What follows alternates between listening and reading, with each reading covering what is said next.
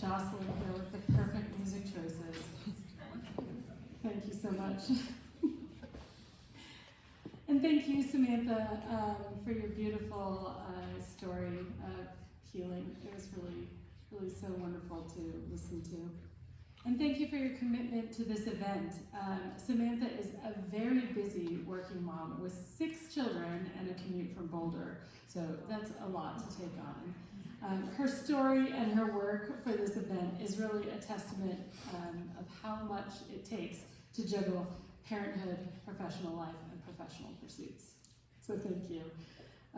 She has a complex family history, and I think that makes her really passionate for the importance of supporting mothers. She's an advocate for change in society's views and policy that supports parents. Thank you so much.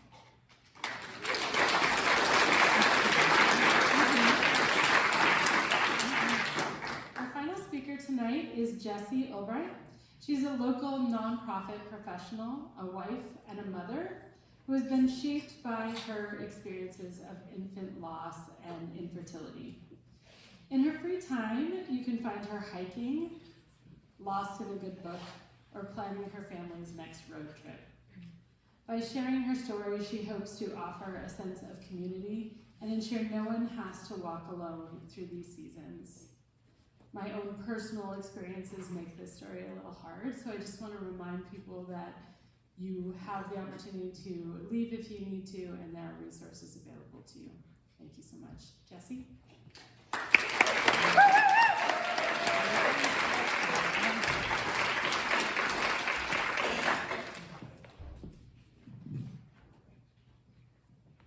Good evening. Thanks, Corey, for that introduction. As she said, my name is Jessie, and tonight I get to tell you about my family. I grew up in a fairly typical northern Montana setting where we spent holidays and bits and pieces of our summers at my grandparents' respective farm or ranch. I had one pesky younger sister who loved to annoy me, but was also probably one of the people I was closest to in life, whether I wanted to admit it or not. Most evenings you could find my family eating dinner around the table. We were far from perfect, but my family was my everything. They were my greatest source of support and the biggest cheerleaders in everything that I did. That fact remained the same until in adulthood, something earth-shattering happened. I fell in love, but not with who they or I first anticipated. I fell in love with a beautiful woman named Jade. Yes, you heard that right. I fell in love with a beautiful curly-headed woman named Jade who loved the mountains, her dog Piper, and grand adventures just as much as I did. After dating for a few months, I decided that it was probably time to tell my people about this newfound love and new fun fact about myself.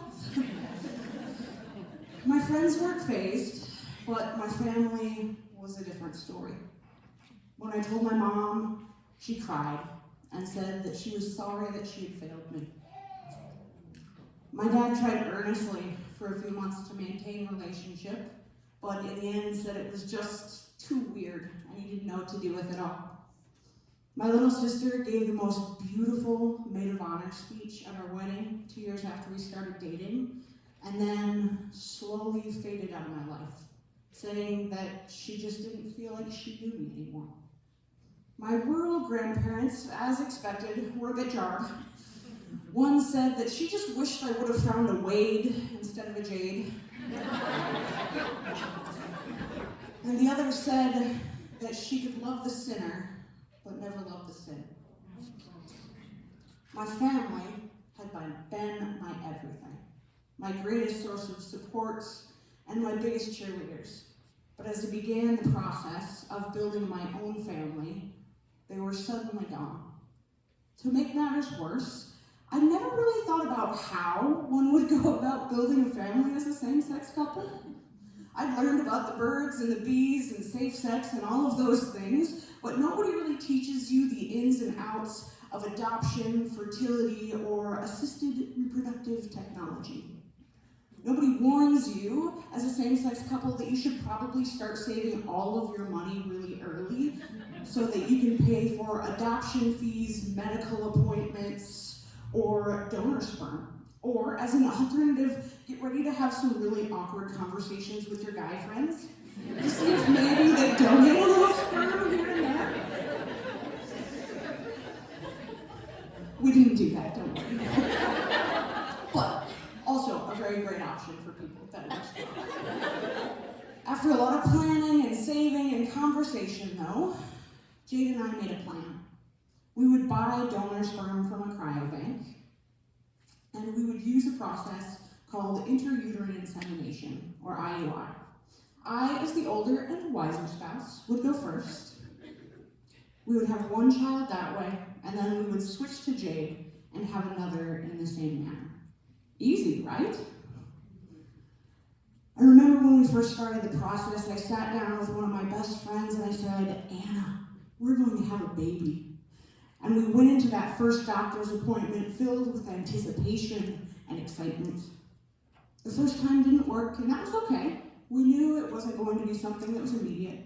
So we tried a second time and a third, made some changes, and then went in a fourth. After the fourth time, our providers started to voice some concerns and say that something probably should have happened by now, and that maybe we should look into some other options. It was in this moment that my simple desire to maybe have a baby was made very clear that it was much more than that for me. I yearned to be pregnant, to feel those little kicks in my belly. I dreamed of a little family where there was someone with just a little bit of me in them. I dreamed of having a little one with my stupid little dimple chin and my big blue eyes. So we tried one more time. I followed every direction. I cut caffeine out completely. I perfected my exercise regimen, took every supplement under the sun, drank pomegranate juice until my teeth turned purple, and followed every internet superstition and old wives' tale that I could find. At the end of the day, though, the result was still the same. Not pregnant. I was devastated. I'd always spent most of life figuring out how to not get pregnant, and I never really considered that maybe I couldn't. I felt like a failure, like something was wrong with me and I just couldn't figure out how to fix it. I felt like I was broken. But at the end of the day, I knew that what I truly wanted was to build a family with Jade. So we switched. I tried to be supportive, I tried to be upbeat, but I knew that Jade could see through my facade. She could see my devastation as we began the process of her getting pregnant. And that's exactly what she did, fairly quickly. Jade got pregnant. I remember flipping over the pregnancy test in our bathroom, and tears, I can't look at Jade during this, and tears falling down my face, and not quite knowing if they were tears of joy or tears of devastation. I was so excited that we were going to be able to build a family, and I was devastated because I was right. Getting pregnant and having a baby was the most natural thing a woman's body could do. It was normal, and mine couldn't do it. I was the exception and not the norm. I was broken. I spent the next several weeks crying on my counselor's couch and trying not to be an asshole. Watching Jade's body do all of the things that I hoped and prayed that mine might do. Slowly, with lots of work and lots of tears on my counselor's couch, I started to turn a corner. We saw ultrasounds and heard a heartbeat. We felt little kicks in Jade's belly. Whether it was in my body or not, we were having a baby. And and I was excited. We made registries, picked names, and even had a baby shower. At 23 and a half weeks, though, Jade started to have some spotting. We called the OB right away, and they said, it's okay, this can be normal sometimes, as long as she doesn't fill a pad with blood in an hour, everything should be all right. So we watched it for a couple of days, just a tiny bit of spotting, and at some point we reached the conclusion that if anything else happened, we would call the next morning. That afternoon, though, Jade had a gush. We went quickly to the emergency room where we were ushered up to labor and delivery.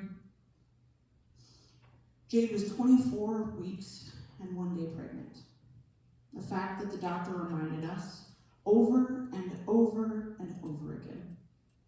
If we'd been there 1 day earlier, they couldn't have done anything to help us.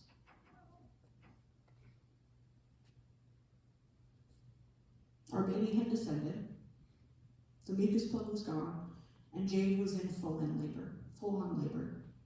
We needed more medical care than Helena had to offer, but Missoula didn't have an aircraft available, and Great Falls didn't have a medical team that could come, and so they propped Jade with her head down and her feet up to try and hold our baby in as long as possible, while we awaited a medical team who would fly from Billings, perform an emergency C-section in Helena, and then transport our child to the NICU in Missoula.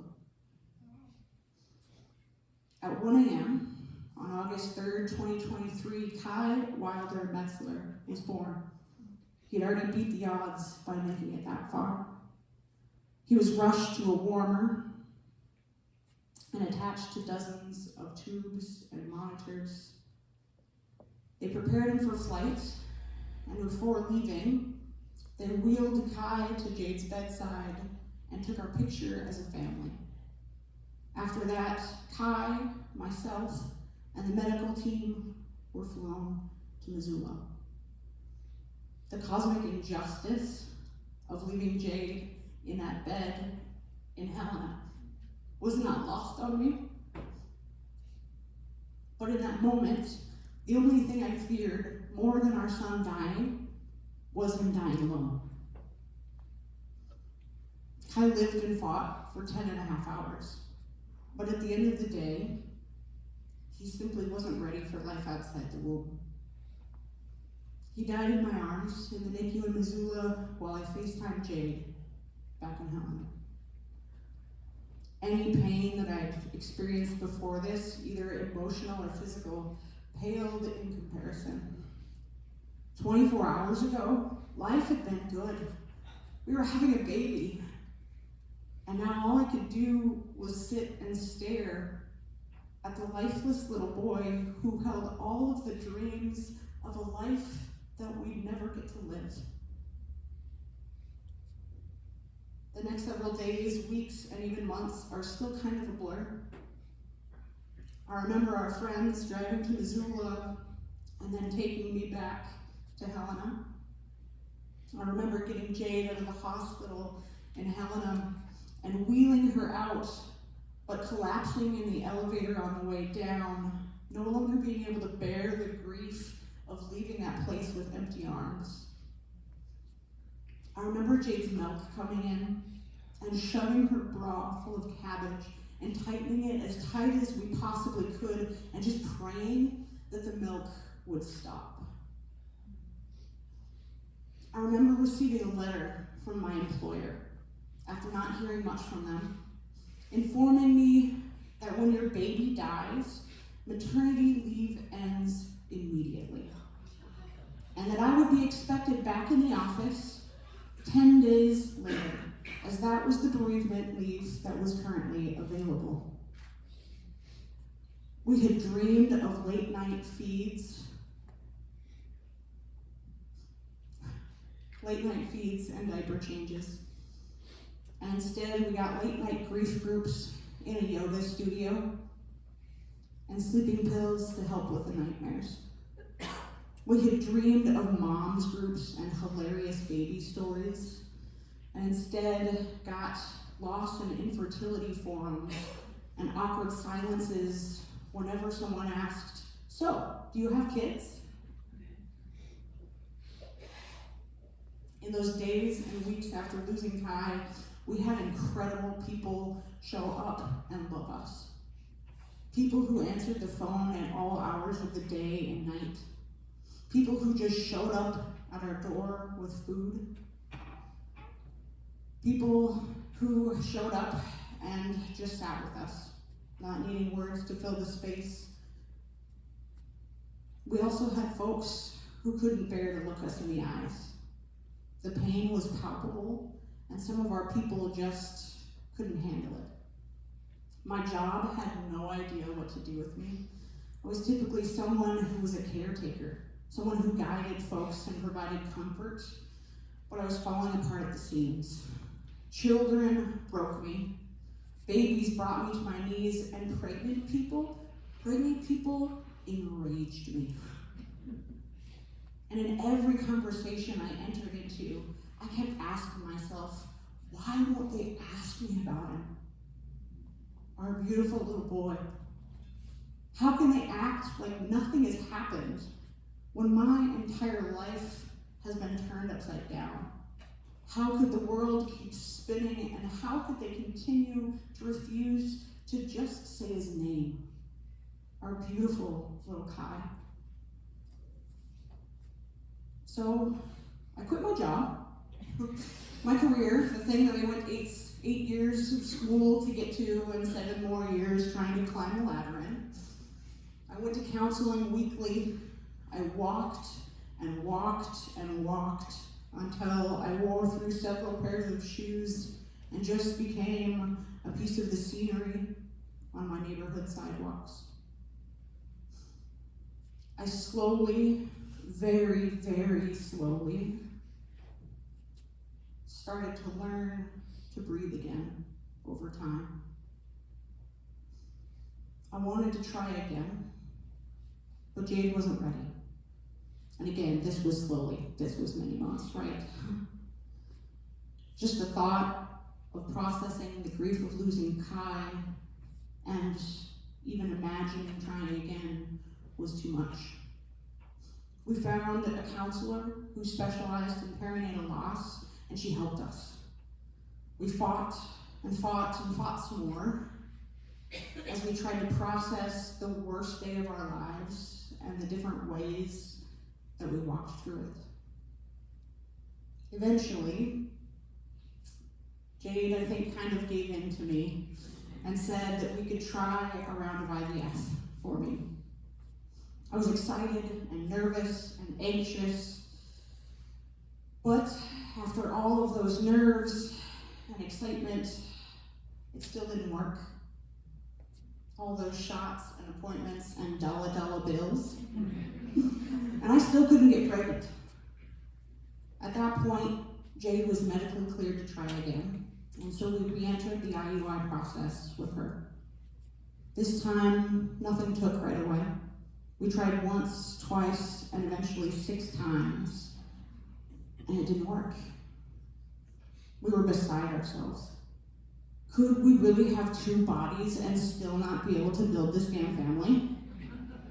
Were we failures? Did the universe hate us? So we took a break. We both got second jobs to pay off the fertility bills.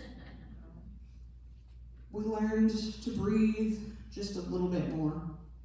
Might have even smiled a time or 2.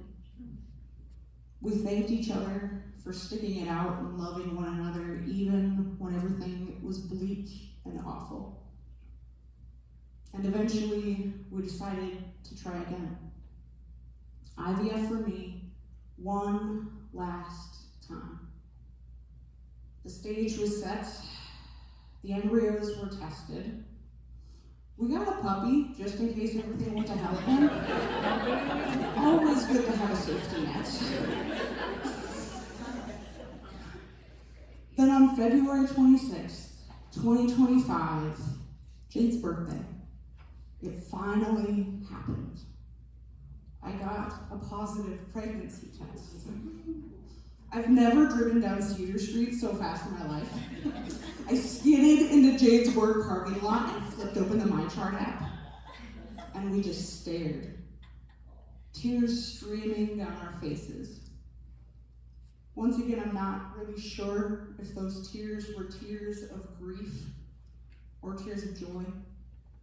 Grief of all that we've been through up to that point, and the pure joy that somehow my body finally figured out how to get to this point. We held our breath for every single day after that. My OB loved us back to life just a little bit each and every time we went into her office. And my counselor listened to every rational and irrational fear, anxiety, and thought over and over and over and over. We panicked at little pains or times of no movement. We sobbed at every milestone we hit that we missed with Kai. And I searched my underwear incessantly for blood in those months. But none ever came. On October 19th, 2025, Cooper August Metzler was born. In the same OR as his big brother Kai was born just 2 years earlier. The nurse who sat with Jade as Kai and I flew to Missoula for hours was in the OR assisting, and the surgery tech who was there when Kai was born was present as well. I was fairly medicated at that time, but I'm pretty sure there wasn't a dry eye in the entire place. It's been 7 months since Cooper entered into the world, and these days, people call me a mom. I'm invited into conversations about daycare and diapers and how many hours of sleep my child got or gifted me with. I wake up every single morning to a little boy with my stupid little chin dimple and my big blue eyes. And it is everything I dreamed of, and so much more. When I get the chance to reflect these days, typically at about 3 a.m. after a diaper blowout, I'm reminded of that version of myself sitting in a yoga studio, pouring my heart out to strangers and wondering if I'd ever make it through the week. While I'm Cooper's mom today, it was Kai who first thrust me into motherhood. It was grief groups and loss forums and counselors who taught me how to mother a child that was no longer there. It was patient friends who became family, who called us on Mother's Day and reminded us that parents aren't just the ones with little kids running around their feet. That sometimes they're the ones at the cemetery. Sometimes they're the ones planting the trees with their little ones' ashes. Sometimes they're the ones with sharps containers filled with fertility medications that never seem to work. Sometimes they're the ones who will never share their stories or their babies' names because it was just a miscarriage. Each and every version of family and parenthood is worth being seen and sharing with the world, no more real or valid than another. Tonight, I get to tell you about my family. I used to think that family was a given, something you inherited, like a farm or a last name. But I know better now. I'm a mother because of Kai Wilder, who taught me the depth of my own strength in just 10.5 hours. And I am a mother because of Cooper August, who, yes, is probably plotting his next 3 a.m. diaper blowout.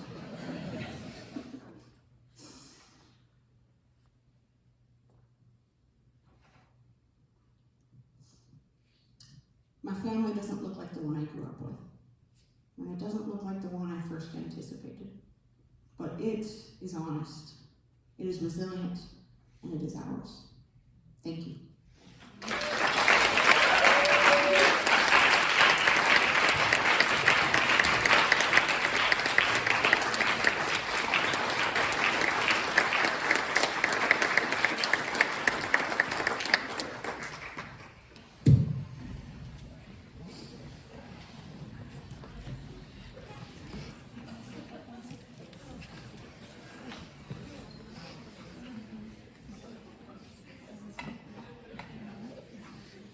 All right, y'all.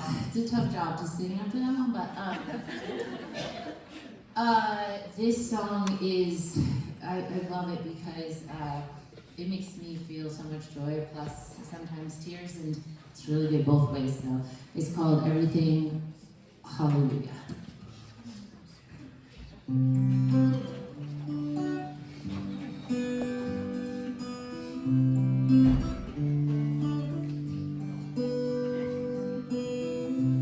Good morning, caught us dancing in the sunrise.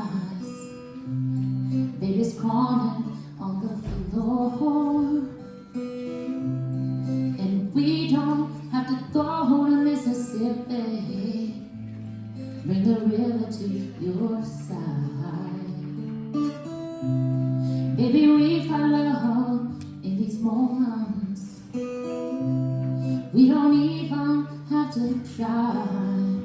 I could sing a song, but the words just wouldn't do. So I said, hallelujah, hallelujah, baby. Let's take a walk, hallelujah.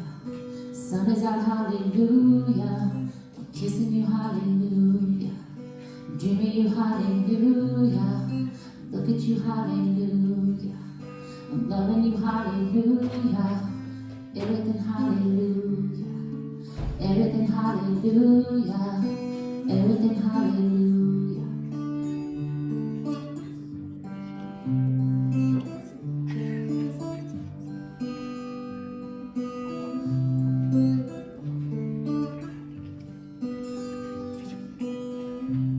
Remember times I was stranded all alone, feeling left out to dry. Now we circle back with tears in our eyes, singing hallelujah, hallelujah, baby. If somehow I could reach across your mind, I would pull out all the hurt. Try to write this song, but the words just wouldn't do. So I said, hallelujah, hallelujah, baby. I'm kissing you, hallelujah. Dreaming you, hallelujah. Look at you, hallelujah. I'm loving you, hallelujah. Everything, hallelujah. Everything, hallelujah. Everything, hallelujah. Mama there, hallelujah. Harry Rib, hallelujah. Baby Jack, hallelujah. Oscar Piggy, hallelujah. Brandy, hallelujah. Brush my teeth, hallelujah. Take a swim, hallelujah. Everything, hallelujah. Everything, hallelujah. Go outside, hallelujah. It's beautiful, hallelujah. It's raining, hallelujah. Breathe the air, hallelujah. I'm singing like hallelujah. Dancing like hallelujah. Everything, hallelujah. Everything, hallelujah. Everything, hallelujah. Everything, hallelujah. Everything, hallelujah. Everything, hallelujah. Everything, hallelujah.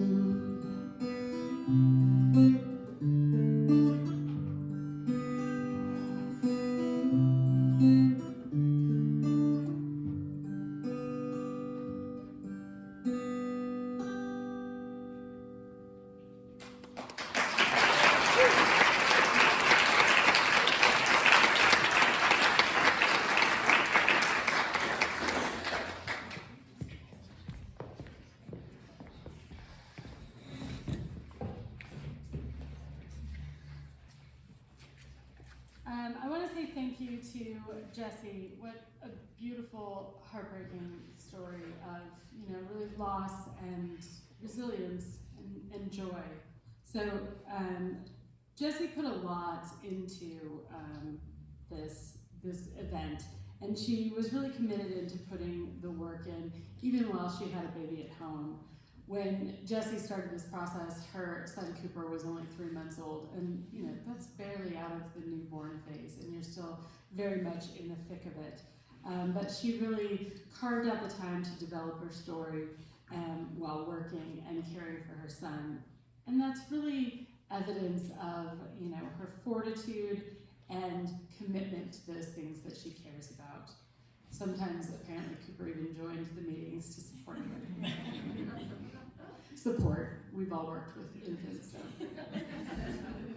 Jessie's humor is really evidence of her resilience, and it's clear that she really wants others to be seen. So, thank you, Jessie.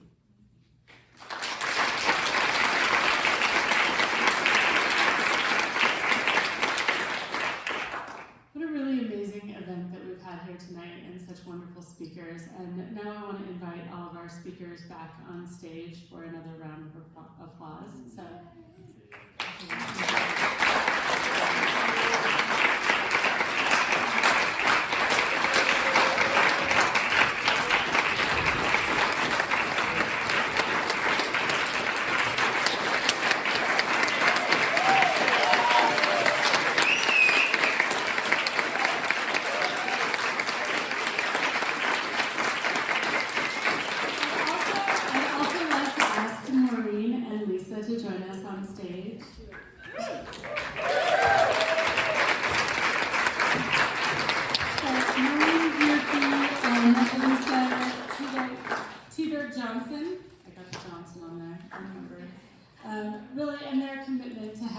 Pull this together. Maureen participated in a similar event in Bozeman last year, and really, we're so grateful that she brought this to life in Helena. So thank you, Maureen.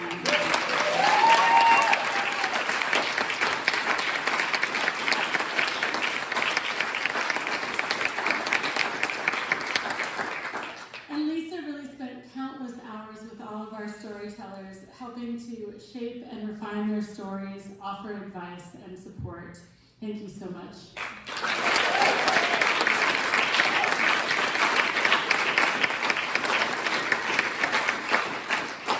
Thank you, everybody, for committing to this event and really making it such a wonderful and community experience.